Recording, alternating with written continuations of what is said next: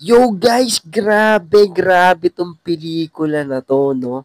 So, yun nga yung kwento ng pelikula na 'to ay, isa siyang, mamboboso 'no. So, lagi niyang binobosohan yung hot mom na naliligo sa tabing bahay nila 'no. So, yun nga, dahil namboboso siya, nahuli siya nung, binobosohan niya na hot mom 'no.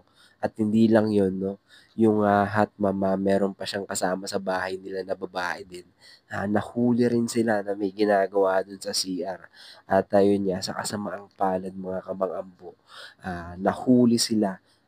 Hindi pa pala nahuli 'no dahil, papasok pa lang sana ng CR yung asawa nung, hot mom na pulis dahil, magbabanyo siguro dahil umaga. Pero, yun nga, hindi alam nung asawang pulis na andun silang tatlo na may ginagawa sila dun 'no. So yun lang, panoorin niyo guys, ang ganda nito.